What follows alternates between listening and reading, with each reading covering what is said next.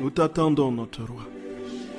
Béni sois-tu pour tes 3 œuvres, celle de la création, de la rédemption et de la sanctification.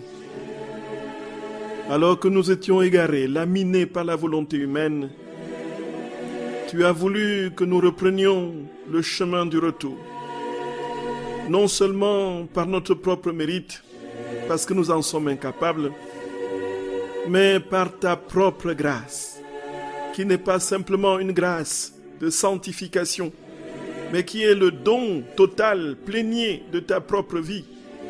Seigneur, tu as voulu ainsi que nous ne loupions rien, que nous ne rations rien de ce que tu es, que nous ne soyons aucunement mis à l'écart de la substance de ta vie.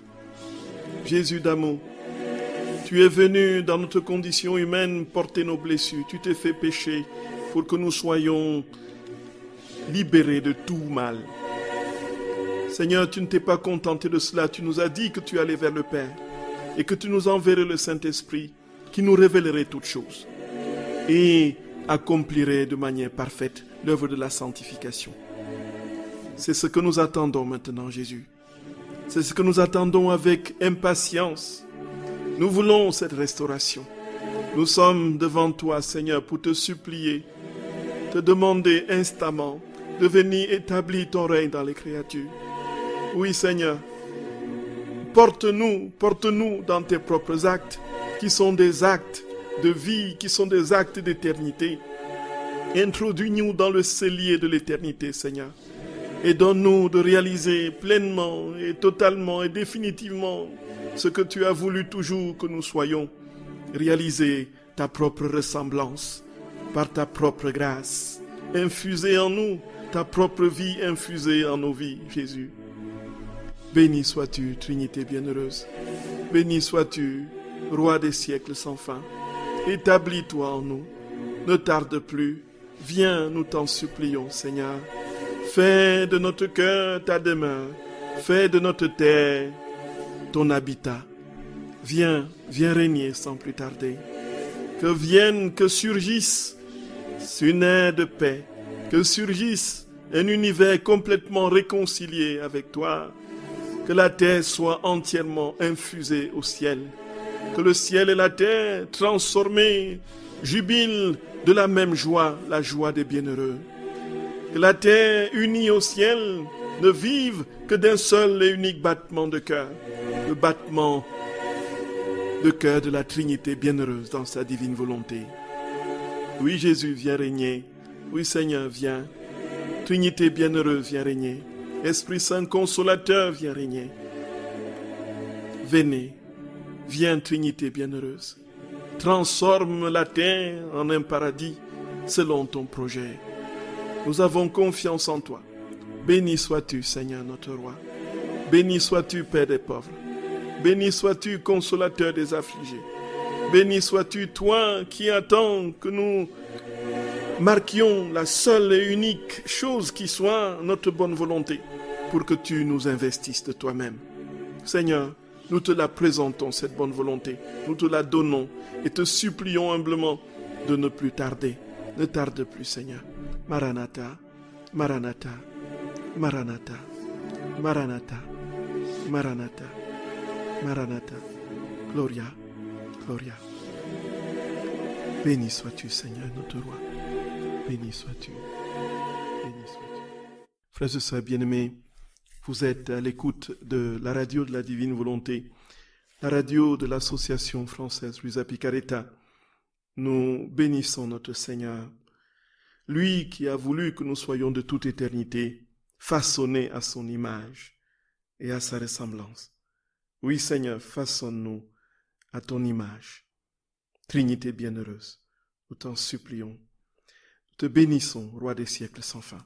Oui, frères et sœurs d'amour, nous allons continuer notre série sur les connaissances et voir si nous pouvons la terminer aujourd'hui.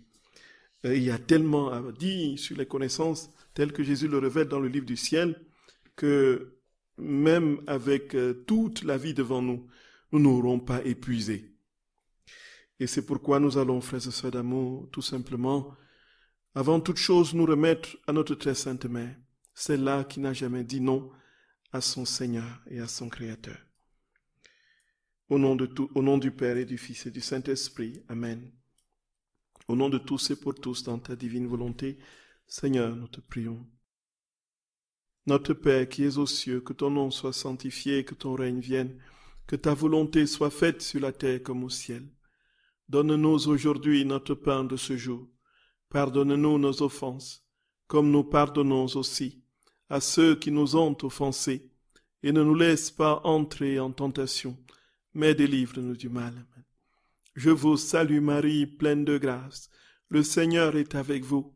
Vous êtes bénie entre toutes les femmes, et Jésus, le fruit de vos entrailles, est béni. Sainte Marie, Mère de Dieu, priez pour nos pauvres pécheurs, maintenant et à l'heure de notre mort. Amen. Je vous salue Marie, pleine de grâce. Le Seigneur est avec vous. Vous êtes bénie entre toutes les femmes, et Jésus, le fruit de vos entrailles, est béni. Sainte Marie, Mère de Dieu, priez pour nos pauvres pécheurs, maintenant et à l'heure de notre mort. Amen. Je vous salue Marie, pleine de grâce. Le Seigneur est avec vous. Vous êtes bénie entre toutes les femmes, et Jésus, le fruit de vos entrailles, est béni. Sainte Marie, Mère de Dieu, priez pour nos pauvres pécheurs, maintenant et à l'heure de notre mort. Amen. Je vous salue Marie, pleine de grâce. Le Seigneur est avec vous. Vous êtes bénie entre toutes les femmes, et Jésus, le fruit de vos entrailles, est béni. Sainte Marie, Mère de Dieu, priez pour nos pauvres pécheurs, maintenant et à l'heure de notre mort. Amen. Je vous salue Marie, pleine de grâce. Le Seigneur est avec vous. Vous êtes bénie entre toutes les femmes, et Jésus, le fruit de vos entrailles, est béni. Sainte Marie, Mère de Dieu, priez pour nos pauvres pécheurs, maintenant et à l'heure de notre mort. Amen. Je vous salue Marie, pleine de grâce. Le Seigneur est avec vous. Vous êtes bénie entre toutes les femmes, et Jésus, le fruit de vos entrailles, est béni. Sainte Marie, Mère de Dieu, priez pour nos pauvres pécheurs, maintenant et à l'heure de notre mort. Amen. Je vous salue Marie, pleine de grâce. Le Seigneur est avec vous. Vous êtes bénie entre toutes les femmes, et Jésus, le fruit de vos entrailles, est béni. Sainte Marie, Mère de Dieu, priez pour nos pauvres pécheurs, maintenant et à l'heure de notre mort. Amen. Je vous salue Marie, pleine de grâce. Le Seigneur est avec vous. Vous êtes bénie entre toutes les femmes, et Jésus, le fruit de vos entrailles, est béni. Sainte Marie, Mère de Dieu, priez pour nos pauvres pécheurs, maintenant et à l'heure de notre mort. Amen. Je vous salue Marie, pleine de grâce. Le Seigneur est avec vous. Vous êtes bénie entre toutes les femmes, et Jésus, le fruit de vos entrailles, est béni. Sainte Marie, Mère de Dieu, priez pour nos pauvres pécheurs, maintenant et à l'heure de notre mort. Amen. Je vous salue Marie, pleine de grâce. Le Seigneur est avec vous. Vous êtes bénie entre toutes les femmes, et Jésus, le fruit de vos entrailles, est béni. Sainte Marie, Mère de Dieu, priez pour nos pauvres pécheurs, maintenant et à l'heure de notre mort. Amen. Gloire soit au Père, et au Fils, et au Saint-Esprit, comme il était au commencement, maintenant et toujours, et dans les siècles des siècles. Amen. Ô mon Jésus, pardonnez-nous nos péchés, préservez-nous du feu de l'enfer, et conduisez au ciel toutes les âmes, surtout celles qui ont le plus besoin de votre sainte miséricorde. Ô Marie conçue sans péché, priez pour nous qui avons recours à vous. Ô Marie conçue sans péché, priez pour nous qui avons recours à vous. Ô Marie conçue sans péché, priez pour nous qui avons recours à vous. Que par la miséricorde de Dieu, les âmes des fidèles trépassés reposent en paix. Amen. Au nom du Père et du Fils et du Saint-Esprit. Amen. Frères et sœurs d'amour, je vous salue de tout mon cœur. Donc vous écoutez la radio de la Divine Volonté, la radio de l'Association française Luisa Picaretta.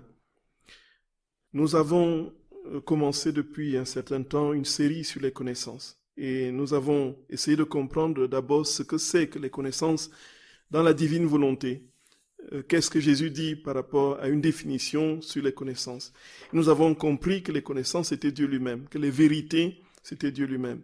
Et nous avons ensuite, frères et sœurs d'amour, vu dans les dernières séries d'émissions, les fruits que procure justement la connaissance des vérités que Jésus révèle dans le livre du ciel. Et le Seigneur, il y en a une flopée. Nous avons développé la dernière fois, nous parlions justement de cette capacité qu'ont les vérités de recréer l'âme humaine, de procéder à une création sans cesse de l'âme humaine. Et l'âme est continuellement façonnée chaque fois qu'une vérité tombe en elle. Une vérité a la capacité de transformer l'âme et de l'unir justement à Dieu, dans la perfection justement de son être. Et cette vérité, non seulement, frères et sœurs bien-aimés, donne des enchantements de lumière, de gloire, comme nous avons vu, non seulement remplit l'âme du ciel, non seulement donne des surcroîts de grâce et des béatitudes en n'en plus finir, mais aussi, surtout, entre dans un processus de création et de recréation continuelle, perpétuelle, dans l'acte unique de Dieu. Et ça, frères et sœurs, nous en avons parlé la dernière fois. Nous allons continuer aujourd'hui. Nous espérons pouvoir terminer aujourd'hui, si c'est possible. Sinon, on reviendra la prochaine fois. Frères et sœurs d'amour, Jésus va nous dire, toujours dans la suite des conséquences et des fruits de l'acquisition des vérités dans la divine volonté, que les vérités ont la capacité de détruire et de démolir l'orgueil. Nous avons compris que les vérités sont Dieu lui-même. Quand Dieu entre en l'âme, qu'est-ce qu'il infuse en l'âme? Il infuse ce qu'il est, substantiellement. Il insuffle et infuse son âme, sa divinité. Son âme, sa divinité, c'est quoi? Quelle est la nature de Dieu? Et son essence, c'est l'amour. Et qui dit amour, dit bonté, dit bienveillance, dit tendresse, dit humilité, dit humilité, dit humilité, dit humilité. Et pour que ces vérités soient s'ancrent en l'âme, il faut que l'orgueil meure. Il faut que l'ego, qui est le générateur de cette vanité, de cet orgueil, que cet ego soit liquéfié, que cet orgueil soit liquéfié. Et voici, frères et sœurs d'amour, Jésus dit à Luisa Picaretta que, en fait, quand je veux te révéler mes vérités, tu sens une grande douleur. Les douleurs sont liées à ce processus que j'ai de transformer ton âme en une âme parfaitement humble. Donc, puisque les douleurs ont la capacité de briser le moi, de l'orgueil, tu as plus de douleur et plus de croix pour que ton ego ne s'enfle pas. Et donc, je peux te révéler mes vérités puisque je viens prendre place en toi avec tout ce que je suis. C'est inouï, c'est inouï. C'est inouï, frères et sœurs d'amour. C'est inouï. C'est inouï. Jésus le dit au tome 16, du 26 décembre 1923. Tome 16, 26 décembre 1923. Pendant que je pensais ainsi, je ressentais une telle douleur que je sentais mon cœur se briser. J'essayais de me distraire pour ne rien ressentir. Quelle terrible lutte, au point de me sentir mourir. Mon bien-aimé Jésus vint, se fit voir, comme s'il voulait m'en dire plus concernant sa très sainte volonté. Je lui dis, mon Jésus, aide-moi. Ne vois-tu pas combien d'orgueil il y a en moi? Aie pitié de moi. Libère-moi de ce subtil orgueil. Je ne veux rien savoir, si ce n'est que t'aimer. Si ce n'est que t'aimer. Si ce n'est que t'aimer. Que de t'aimer. Il me dit, ma fille, les croix et les douleurs sont comme un pressoir pour l'âme.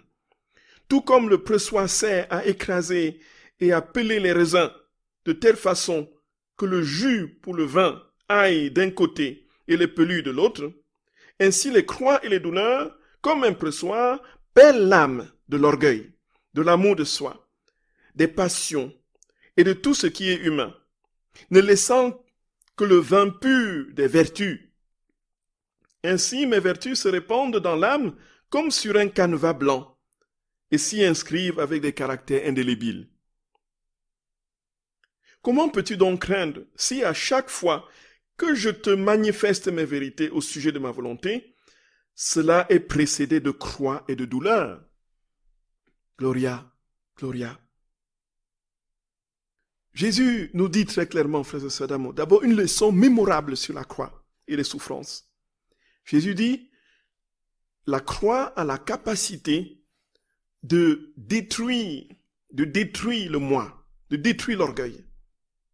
Bon, n'utilisons pas le mot moi pour ne pas prêter à confusion. De détruire l'orgueil.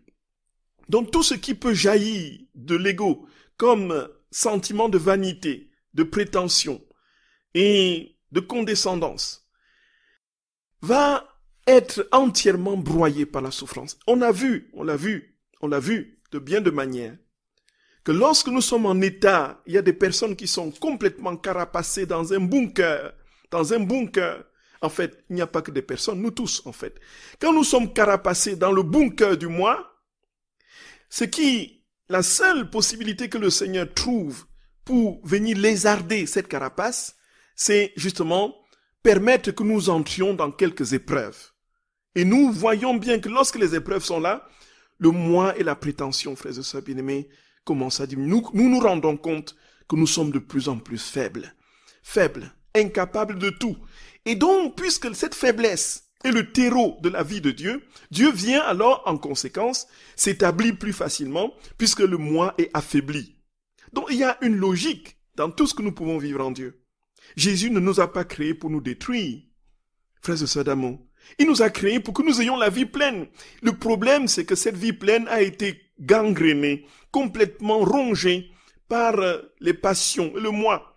Et donc, notre Seigneur ne trouve pas d'autre moyen, comme il le dit par ailleurs dans d'autres textes du livre du ciel, les croix, c'est le moyen souverain, le plus sûr pour amener l'âme à vivre la parfaite vie dans la divine volonté.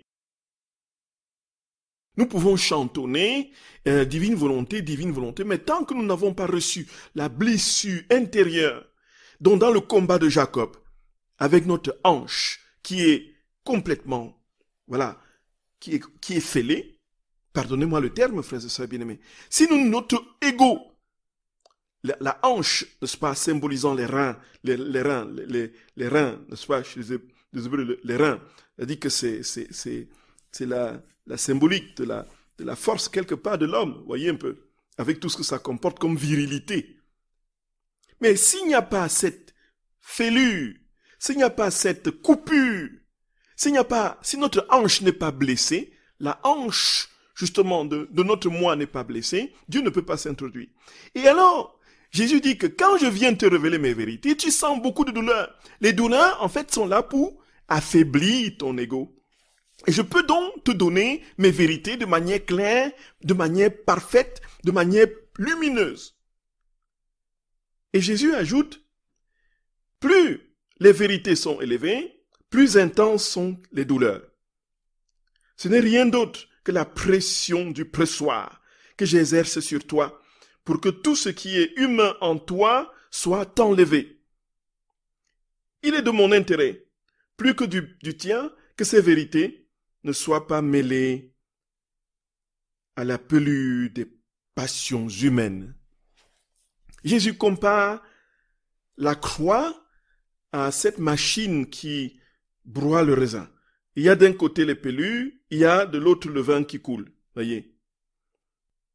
Et il faut donc entrer dans le pressoir de la croix. La semaine qui vient nous permettra de méditer davantage, frères et sœurs bien-aimés, sur la croix. Entrez dans le pressoir de la croix. Pour que le Seigneur trouve le moyen de séparer le bon grain de l'ivraie, de séparer la pelure du jus. Et alors, seulement, nous serons capables d'accueillir la plénitude de la vie de Dieu. Donc, les vérités ont pour but et pour finalité de pulvériser l'orgueil. C'est inouï, frères et sœurs d'amour. C'est inouï. C'est inouï. Et un autre fruit que Jésus donne à Luisa Picaretta, il dit que les vérités, dont les connaissances, c'est des escaliers. Des escaliers qui montent vers lui. Nous voyons l'échelle de Jacob, frères et sœurs d'amour. C'est le trait d'union. C'est par les connaissances, il monte vers nous et nous montons vers lui. Il descend vers nous, et nous montons vers lui. Donc c'est l'échelle qui est placée entre lui et nous pour que nous en acquérions, puisque c'est quoi en fait? Si nous comprenons que tout ce qui est connaissance est Dieu lui-même, c'est lui-même qui fait tout. Alors il est en nous, il donne, il suscite le désir d'aller vers lui, il crée lui-même ses désirs et il réalise ses désirs en étant le pont. Et ce pont va vers où? Vers lui-même, vers l'éternité de sa béatitude, de son être profond. Et donc, il est au commencement et à la fin. Il est au commencement et à la fin de tout, son nom est le Seigneur. Voyez, il est au commencement, il est à la fin. Il crée en nous le désir, il réalise ce désir, il est lui-même le pont, il est lui-même l'échelle, et puis l'échelle conduit à lui-même. Sans moi, vous ne pouvez rien faire. Et le Seigneur, frères et sœurs bien-aimés, nous fait comprendre très clairement qu'au fur et à mesure de l'acquisition des vérités et des connaissances, nous grandissons, nous montons de palier en palier. Nous allons d'échelle, de palier, d'échelle en palier supérieur, voyez, jusqu'à lui, dans la plénitude de sa vie. Le Seigneur a des comparaisons absolument impressionnantes quand il veut parler de sa divine volonté. Ça ne s'arrête jamais avec Jésus. Jamais de la vie, ça ne s'arrête. Il a milliards d'exemples pour une même réalité, pour une même vérité. Quand vous lisez le livre du ciel, le cœur du livre du ciel, c'est 1, 2, 3 idées. Mais le reste, c'est des exemples que le Seigneur prend. Il dit les mêmes choses avec d'autres termes, avec d'autres exemples. C'est inouï, c'est infini, c'est infini. C'est un esprit infini qui a dicté le livre du ciel. Il est normal que tout ce qui peut être médité de ce livre-là ait un sens tout aussi infini. Jésus parle des escaliers au tome 24, au 3 juin 1928. Jésus dit, « Ma fille, comme je suis heureux de t'avoir manifesté tant de vérités sur ma divine volonté. Toutes les vérités que je t'ai dites sur ma volonté sont des escaliers. Sont des escaliers. Pour toi, afin de monter jusqu'aux actes de ma volonté éternelle et de trouver notre premier acte en action, lequel possède la vertu d'être toujours présent et de nous donner le bonheur et la joie du retour de ton amour. Pour nous, afin de descendre jusqu'à toi, pour chercher la compagnie de celles pour qui nous agissons et que nous aimons tant. Oui. En fait, que font les vérités? Les vérités permettent à l'âme de monter jusqu'à Dieu. Et de trouver quoi? De trouver Dieu dans son acte, dans son premier acte. C'est un acte unique qui est toujours premier. Donc il n'y a pas un premier, il n'y a pas un deuxième, il n'y a pas un troisième acte. Il y a l'acte premier qui a créé et généré toutes choses. Nous retrouvons donc Dieu dans son origine, là où il est, d'où il est. Nous retrouvons Dieu dans son terreau originel. Et là, nous nous établissons en lui. Grâce à ces vérités qui nous ont conduits au premier acte qui a généré tous les autres actes. Et Jésus dit, ces mêmes vérités nous permettent à nous, dont nous, Trinité bienheureuse, de descendre jusqu'à toi, pour te donner tous nos contentements, nous, toi que nous aimons tant. Voyez, frères et sœurs d'amour, C'est fou. C'est fou. Combien douce est la compagnie de l'aimer. Elle est remplie de joie inoubliable.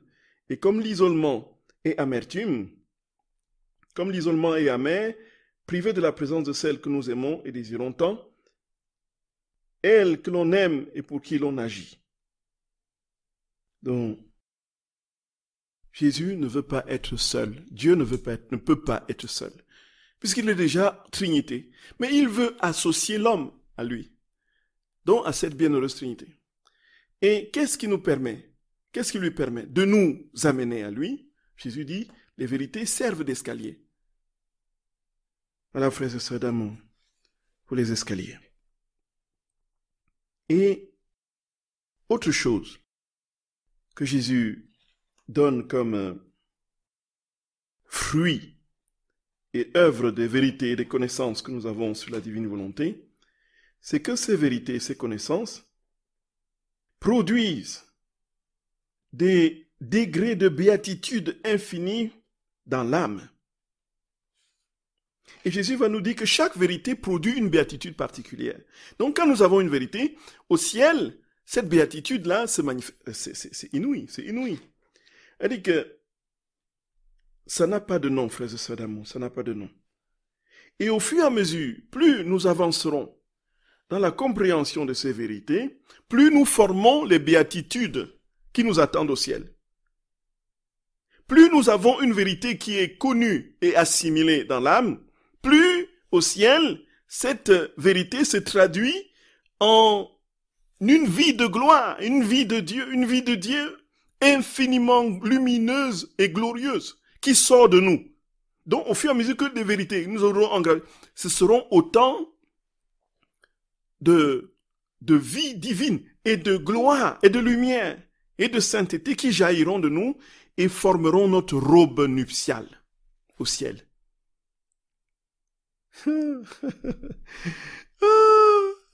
C'est fou, c'est fou. C'est fou, frères et sœurs d'amour, c'est fou. C'est fou. Mais quand on a ces vérités, frères et sœurs d'amour, comment ne pas courir et ne faire que cela, et ne vivre que de cela? Comment ne vivre que de Dieu? Comment ne pas être jour et nuit pour lui, vivre, travailler pour lui? Fais tout en lui et pour lui, frères et sœurs bien-aimés. Fais tout en lui et pour lui. Ah, mon Jésus d'amour. Mon Jésus d'amour. Et il le dit au tome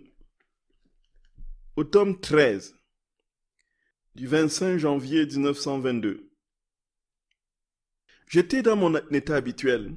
Venant à moi, mon aimable Jésus me dit, « Ma fille, plus je te révèle de vérité, plus je te fais cadeau de béatitude.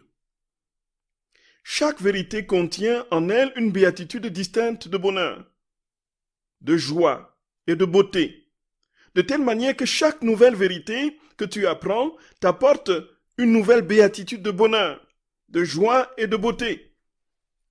Donc chaque nouvelle vérité, donc il n'y a pas une vérité contient spécifiquement une béatitude, une joie,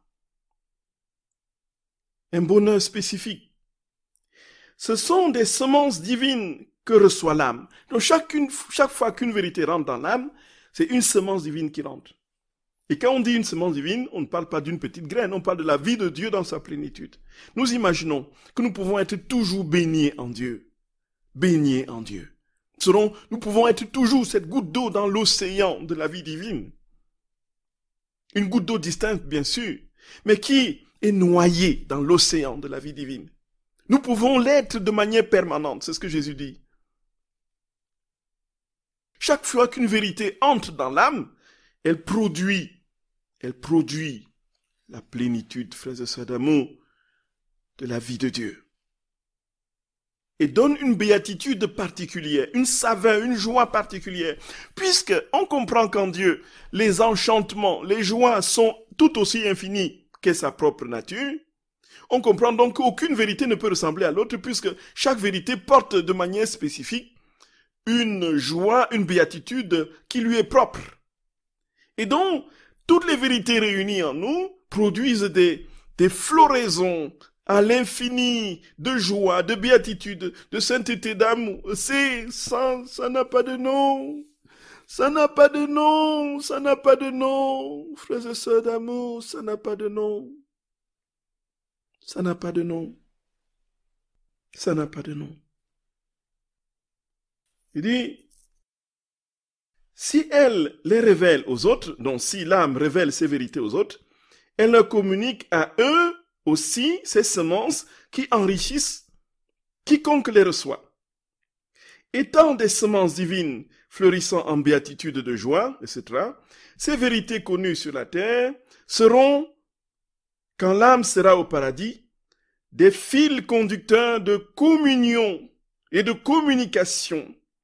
La divinité laissera jaillir de son sein autant de béatitude que de vérités connues. Oh, combien on sera inondé par elle, comme par autant de mers immenses. Nous serons inondés par des béatitudes infinies, comme par autant d'océans immenses.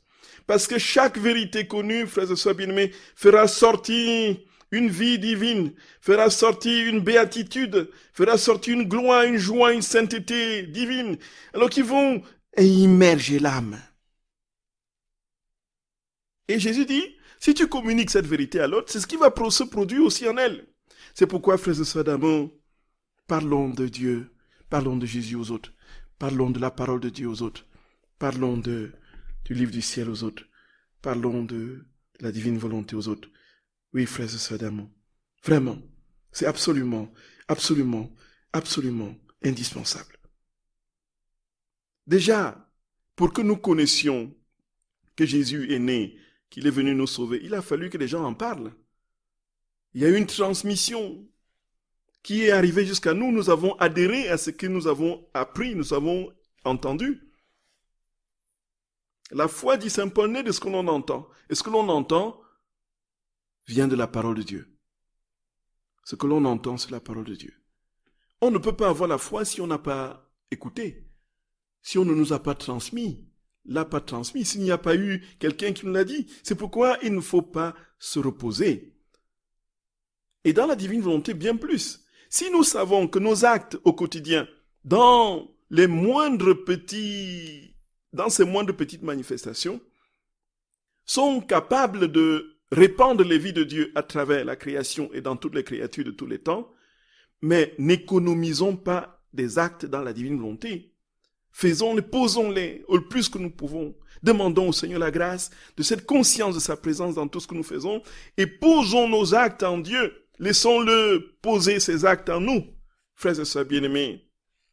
Et c'est aussi notre moyen, si nous n'avons pas la possibilité de répandre de manière explicite, comme je le fais, les écrits du livre du ciel, nous répandons les vies divines. Toute la création en est imbibée, imprégnée. Et alors, elle reçoit des effluves de béatitude. Et chaque être humain qui est touché par une vérité reçoit elle aussi des béatitudes, une croissance de lumière, de sainteté, qui va jaillir dans tout son éclat au ciel. Jésus dit, toujours au même passage, « Pensez-vous que le ciel est complètement inondé de mes cadeaux? Pas du tout. Ô combien de mes cadeaux demeurent là en attente d'enchanter les élus, alors qu'aujourd'hui, ils n'enchantent personne. Chaque âme qui entre au ciel et qui en est venue à connaître une vérité de plus que les autres, une vérité qui était jusque-là inconnue, apporte avec elle la semence pour mettre de l'avant de nouvelles félicités, de nouvelles joies, de nouvelles beautés. Ces âmes seront comme un dépôt auquel toutes les autres pourront puiser. Hey, frères et sœurs d'amour, c'est inouï.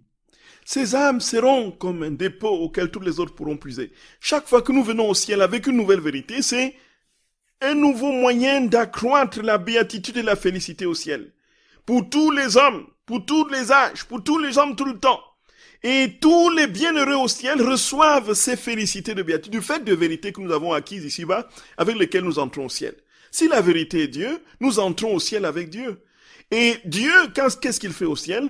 Il enchante davantage tous les bienheureux, tous les habitants du ciel de sa propre vie.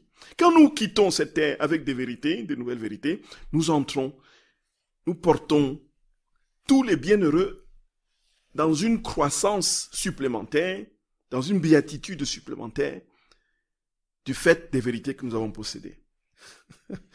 C'est fou! C'est fou, les sœurs bien-aimés. C'est fou. C'est fou. C'est fou. C'est fou. C'est fou. C'est fou. C'est fou. C'est fou. C'est fou. C'est fou. C'est fou. Fou. Fou. Fou. Fou. Fou. Alors, Jésus dit que ces vérités, au fur et à mesure que nous les engrangeons, créent en nous, frères et sœurs bien-aimés, un cercle de protection, voyez, cercle de protection. Et nous sommes comme protégés. Et Jésus dit, le premier pas à faire est de vouloir vivre dans ma volonté. Le second, de vouloir la connaître, Et le troisième, de vouloir l'apprécier. Je vous ai ouvert les portes de ma volonté de telle manière que vous puissiez connaître ses secrets et leurs valeurs. Plus vous en venez à connaître de vérité sur ma volonté, plus vous recevez de semences et plus il y a des protecteurs autour de vous. Donc, ces vérités nous protègent. Vous voyez que les vérités sont vie, sont des vies de Dieu. Et on comprend pourquoi il crée en nous autour de nous un cercle de protection. Il y a des protecteurs autour de vous. Oh, comme ils se réjouissent en votre compagnie, ayant trouvé quelqu'un à qui confier leurs secrets. Ils vont se réjouir encore plus quand ils vous conduiront au ciel. Lorsqu'au moment de votre entrée, la divinité mettra de l'avant diverses béatitudes de joie, de bonheur et de beauté qui vous inonderont. Non seulement vous-même, mais tous les bienheureux qui prendront aussi part à tout cela.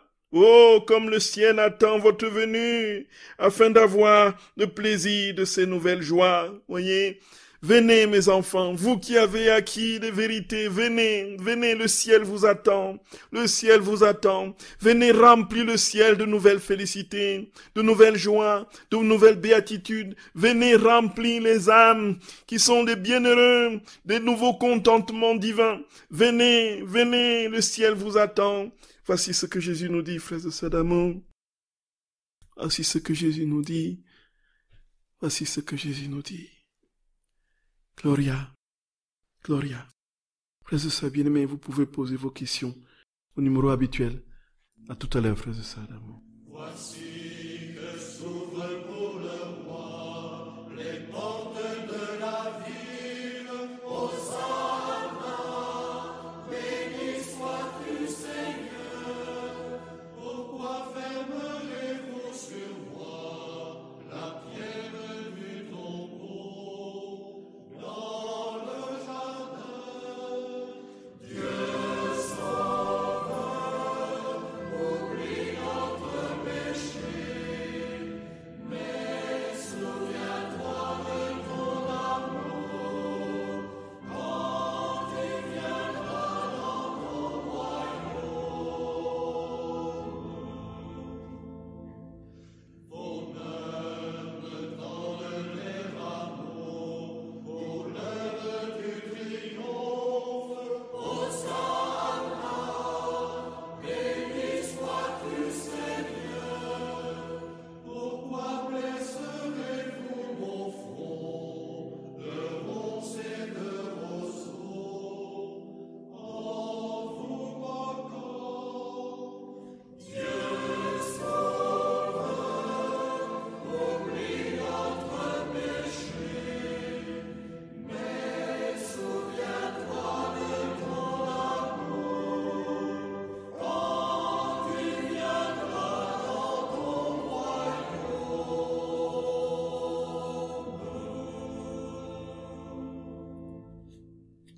Frères et sœurs bien-aimés, vous êtes sur la radio de la Divine Volonté, la radio de l'association française Giuseppe Caretta. Nous bénissons notre Seigneur pour l'immensité de son amour et pour la grâce qu'il nous fait de comprendre ces vérités. Donc, il y a une première remarque d'une sœur bien-aimée qui concerne, je résume avec mes mots, est-on en capacité effectivement de vivre, d'avoir ces félicités quand nous n'avons pas les capacités intellectuelles nécessaires ou la mémoire pour engranger ces vérités? Donc, la question est de toujours. Et la vérité est que dans la connaissance, effectivement, ce n'est pas l'intellect qui est premier. Ce n'est pas le cerveau qui est premier. Les vérités dont parle notre Seigneur, c'est lui-même qui se communique, ou il se communique à l'âme, à l'intérieur, à l'infinitésimale pointe de l'âme. C'est là où se trouve le lieu où Dieu se communique à l'homme. Si c'était tout simplement au niveau du cerveau, on exclurait près de 80% de la population de la Terre de la possibilité de vivre dans la divine volonté. Puisqu'il y a énormément d'analphabètes, énormément de malades, des personnes qui sont atteintes sur le plan cérébral, énormément de trisomiques, énormément de gens qui n'ont pas la capacité d'acquérir, ne fût-ce que, voilà, 2 ou 3 lignes, de retenir 2 ou 3 lignes de ce qu'ils ont lu, ainsi de suite. Il y a des déficiences multiples qui font que on n'aurait pratiquement personne, très peu. Ce serait une affaire d'élite, hein, des élitistes qui savent lire. Encore une fois, frères et sœurs d'amour, on ne vit pas dans la divine volonté parce qu'on lit. Mais lit, bien sûr, mais pratique. Et donc, c'est le cas, quand vous voyez un trisomique venir se coller vers vous, voyez, se coller vers vous, et se coller sur vous. Et puis, il va chercher, il va cueillir n'importe quelle branche dans le jardin, il vient vous donner. Et puis, il tient votre main, il caresse votre main, et puis il pose sur son front, sur sa tête, ainsi de suite. Mais il a vécu dans la divine, il vit dans la divine volonté là, infiniment plus que toi, qui a des diplômes, qui a des doctorats, et qui, soi-disant, écrit des livres, et qui regarde les autres avec mépris et condescendance. Qui a lu les 36 tomes, même peut-être, et qui a lu tous les écrits, voilà, toutes les bibliothèques. Donc, la connaissance ici est de l'ordre, justement, du yada hébreu. C'est la connaissance communion. La connaissance communion. C'est cette connaissance qui est la connaissance de 2 êtres qui s'aiment, de l'époux et de l'épouse. Donc, ma chère sœur d'amour, si votre amour et votre cœur est tendu vers le Seigneur, dans un amour continuel, voilà, vous attendez votre bien-aimé, vous avez soif de lui, vous l'aimez de tout votre cœur, vous êtes pleinement dans la divine volonté, même si vous ne retenez plus une seule phrase des écrits du ciel. Voyez, c'est ça. La divine volonté, c'est quoi? C'est Dieu, et Dieu, c'est quoi? C'est l'amour. Ne pensez-vous pas qu'il puisse venir, qu'il soit capable de venir se mettre, s'infuser dans... Et c'est là, ma chère sœur bien-aimée, que vous verrez au ciel tous les élans d'amour, votre désir ardent d'acquérir ces connaissances qui sont en vous, qui produisent ces connaissances au fur et à mesure que vous les désirez. Et dit, votre désir de les acquérir les produit. C'est fou. C'est fou. Voyez, frères et sœurs bien-aimés. Voyez, ma chère sœur d'amour, ne vous inquiétez pas. Le Seigneur est avec vous. Il vous conduit infailliblement. Voilà. Il sait ce qu'il fait. C'est ce qu'il fait avec chacun de nous. Et notre joie n'en sera que plus grande et plus éclatante quand l'heure viendra. Courage, ma chère sœur. Persévérez, persévérez.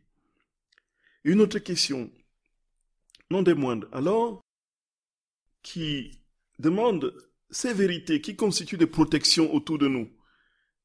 Ces protections, à quel moment est-ce que ces protections se forment autour de nous? C'est quand nous parlons de la divine volonté ou bien quand nous... Voilà. Jésus parle effectivement des protections qui entourent l'âme lorsque l'âme parle de ces vérités. Et ces protections, justement, interviennent quand l'âme les acquiert déjà. Les acquiert. Ça, c'est la première étape. Les assimile. Jésus dit, il y a 3 étapes, n'est-ce pas? d'abord le être disposé, le vouloir et l'assimiler. Un truc comme ça, je vais relire. Le premier pas à faire est de vouloir. De vouloir. Le second, de vouloir la connaître. Voyez. Et la troisième, de vouloir l'apprécier. Nous voyons bien, si nous revenons à la première question, que tout ici est une question de vouloir. Et c'est Dieu qui fait le reste, même de manière imperceptible. Donc, ma chère sœur, de la première question. Alors, il y a ici une seule chose qui est demandée. Même dans un état de déficience cérébrale ou autre, il y a le vouloir réalise tout le reste. Le vouloir permet à Dieu de réaliser tout le reste en nous. Donc, le premier pas est de vouloir. Le deuxième, n'est-ce pas, est de connaître, de vouloir connaître. Et le troisième, de vouloir l'apprécier. Vouloir l'apprécier signifie vouloir en vivre. Donc, ça suffit pour que Dieu fasse le reste. Que ce soit de manière visible, perceptible ou imperceptible. Et donc, voilà, quand ces vérités se forment autour de nous, des protections. C'est dans ces étapes-là. Et puis ensuite, il y a lorsque nous les diffusons, naturellement, elles se répandent et forment non seulement autour de nous, mais autour des autres aussi, puisque ça produit le même effet chez les autres, des murs de protection. Vous voyez, tout le mal. C'est inouï, frères et sœurs d'amour. C'est inouï. Et puis, une autre question. Quand les créatures sur la terre vivront dans la divine volonté, est-ce qu'il y aura des vraies rencontres avec les âmes déjà au ciel? C'est une question. C'est une colle. C'est une colle pour moi. Donc, disons, allons-y. Donc, le Seigneur dit que il y aura, effectivement, quand il y aura cette ère de paix, il n'y aura plus de mal. Il n'y aura plus de méchanceté au milieu des hommes. Tout dans les hommes, pour le peu qui restera, sera purifié, tout sera purifié. Tous les hommes vivront de l'amour de Dieu. Il y aura cette plénitude de vie d'amour dans toutes les créatures qui seront ici-bas. Et donc, la vie de Dieu sera pleine dans chaque être humain. Et cette vie de Dieu qui est pleine en chaque être humain réalisera la prière de notre Père. Que ta volonté soit faite sur la terre comme au ciel. Cela veut dire que ce que nous vivrons, c'est que ceux qui seront là, je ne sais pas s'ils seraient encore là, donc ceux qui vivront ici sur terre, dans cette vie, dans la divine volonté de manière pleine, seront comme ceux qui sont au ciel. Ils vivront de la vie du ciel. Et donc, il n'y aura plus, et Jésus dit quand la démarche finale, nos corps seront transsubstantiés, nous serons des hosties vivantes. C'est-à-dire que Dieu vivra en nous comme il vit dans l'hostie sacramentelle. Et si c'est le cas, c'est la vie du ciel. Et pourquoi pas rencontrer des âmes qui sont au ciel? Et les apparitions, ce ne sera plus une question de quelques-uns à qui Dieu donne la possibilité de les voir. Le Seigneur choisira qui il veut, n'importe quand, n'importe comment, pour se montrer. Sa sainte messe se montrera avec des saints, ainsi de suite. Je pense, c'est dans la logique, c'est comme ça. C'est la vie du ciel sur la terre. Cela veut dire que ce qui se vit au ciel se vit ici sur la terre aussi.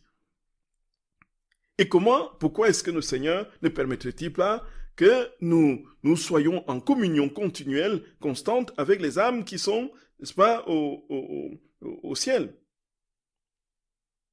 Une autre question, à la suite. Au début de la Bible, les hommes vivaient très très longtemps. Est-ce parce qu'ils avaient encore les bénéfices de la vie divine? Puisque Jésus nous dit que lorsque nous vivons dans la divine volonté, les maladies du corps ne seront plus. Tout à fait, ma chère sœur bien-aimée. Tout à fait. Et c'est ce que j'essaie d'expliquer à la retraite d'Alex au mois de février dernier, près de la Drôme, là. Quand on regarde effectivement l'espérance de vie, n'est-ce pas, des premiers pères, il y a une description assez impressionnante du nombre d'années qu'il passait. Voyez. Et Abraham, qui à 99 ans encore, avait donné naissance à son fils Isaac et tout ça. Bon, au fur et à mesure que l'on descend, et ça c'est justement l'explication théologique que l'on donne même, sans même lire les écrits du livre du ciel. la décroissance dans l'espérance de vie est proportionnelle à la progression du mal. Voyez. Pardon, et inversement proportionnelle à l'accroissement du mal. Voyez. Donc plus les hommes commettent des péchés et plus moins on vit longtemps. Moins on vit longtemps. C'est ça. Et donc il y avait effectivement les bénéfices de ce premier mouvement de vie dans la divine volonté qu'Adam avait insufflé au premier et qui a justement continué jusqu'à ce que, n'est-ce pas, la terre soit gagnée et gangrénée par les fruits détestables de la volonté humaine avec tout ce que ça a entraîné par la suite. Et du coup, les maladies sont devenues plus fréquentes et jusqu'à ce que nous soyons aujourd'hui dans ces situations chaotiques. Et Jésus dit que lorsque cette plénitude de la vie de la divine volonté sera réalisée, il n'y aura plus de souffrance, il n'y aura plus de maladie, il n'y aura même plus de maladie, dit Jésus. Et puis, quand nous allons mourir, notre corps, du fait qu'il a abrité, ce corps, la vie pleine de Dieu, et les prérogatives du ciel ne devra pas plus se décomposer. Voyez, frères et sœurs d'amour. Et donc c'est vraiment très juste. C'est vraiment très juste. Et il faudrait donc que nous ayons en conscience cette vérité que Dieu, frères et sœurs d'amour, nous a servi le ciel, le paradis sur un plateau. Il nous a servi le paradis sur un plateau. Et le plateau le plateau glorieux et lumineux de sa propre personne. Il nous dit, je te donne tout ce que tu veux. Tout ce que tu veux. Tout ce que tu veux. Tout. Absolument tout. Je me donne à toi. Et quand je me donne à toi, tu ne peux plus manquer de rien. Parce que tu as tout. Infiniment tout. Tu as toute la création pour toi. Tu as tous les saints pour toi. Tu as tout, absolument tout. Dieu seul est tout. Solo Dios basta. Solo Dios basta. Solo Dios basta. Et ce faisant, frères et sœurs bien-aimés, il ne nous reste plus qu'une seule chose. De courir vers le Seigneur. De courir vers lui et de lui dire, Seigneur, je démissionne à ma volonté. Tiens-la, prends-la. Prends le haillon de ma volonté humaine. Prends-la, Seigneur. Prends ce vêtement usé qui est cette loque que je transporte depuis tant d'années.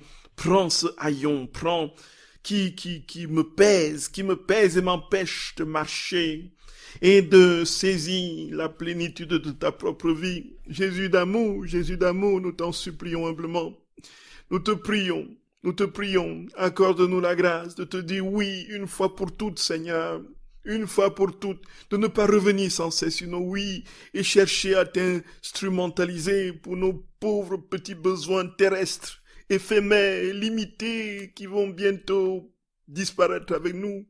Je t'en supplie, Jésus, je t'en supplie, Seigneur, je t'en supplie. Nous voulons t'aimer, Seigneur, nous voulons t'aimer.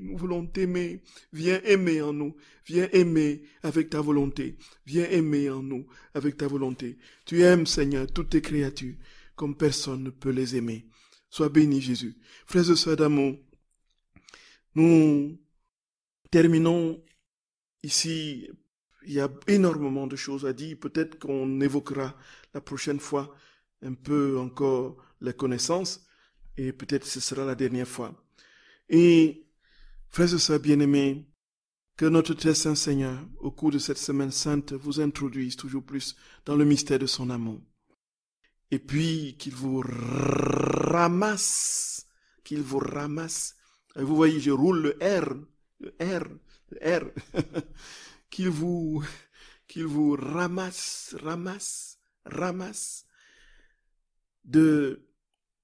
c'est-à-dire qu'il vienne vous ramasser de tout ce qui peut, de tout ce qui est en train de vous conduire loin de lui, qu'il vous rachète, vous ramasse comme on ramasse qui vous sauve de manière prompte, spontanée, radicale, totale, parfaite, et qu'il vous emmitoufle dans son cœur d'amour infini, et puis qu'il vous garde dans sa paix. Frères et sœurs d'amour, la semaine prochaine, c'est le jeudi saint, il n'y aura pas de radio. Et la semaine d'après, je serai absent pour une retraite.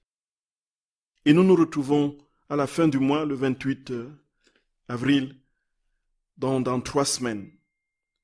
Que le Seigneur, frères et sœurs bien-aimés, vous accorde sa sainte bénédiction.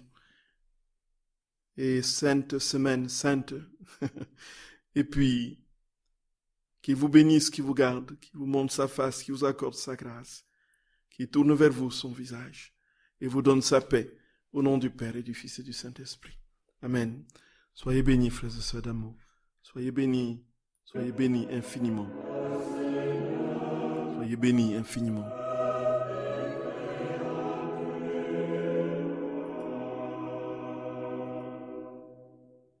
J'ai regardé la lune parée de sa robe de nuages, en train de danser dans le pré des étoiles. Tu connais sûrement, Seigneur, toutes les étoiles, puisque tu appelles chacune par son nom.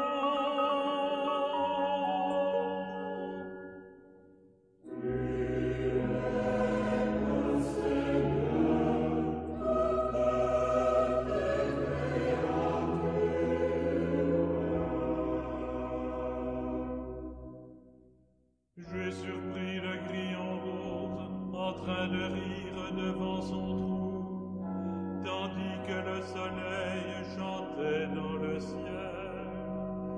Tu connais sûrement, Seigneur, chaque grillon, puisque tu aimes tout ce que tu as créé.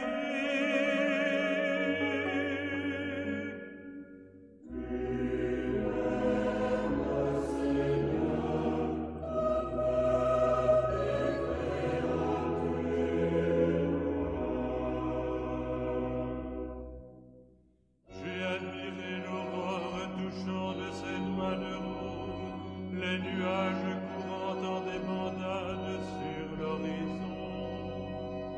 Tu connais sûrement chaque nuage par son nom, puisque c'est toi qui les fais cheminer dans le vent.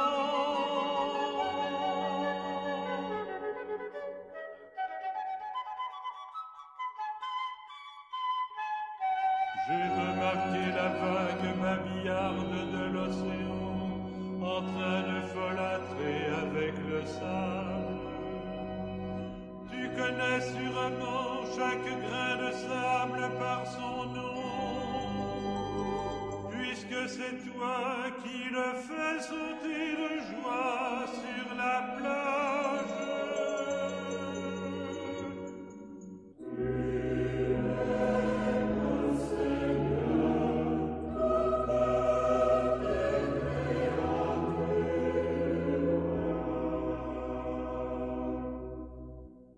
J'ai suivi la cigogne au corsage blanc et noir, promenant sa dignité au bord de l'étang vert. Tu connais sûrement le nid où habitent les cigognes, puisque c'est toi qui as appris à la cigogne à bâtir son nid.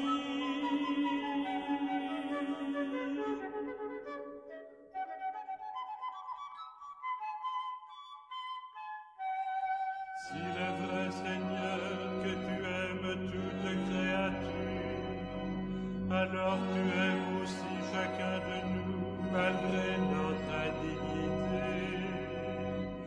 Tu connais mon cœur et la folie de ses désirs. Avant de me le donner, tu l'as tenu en tes mains.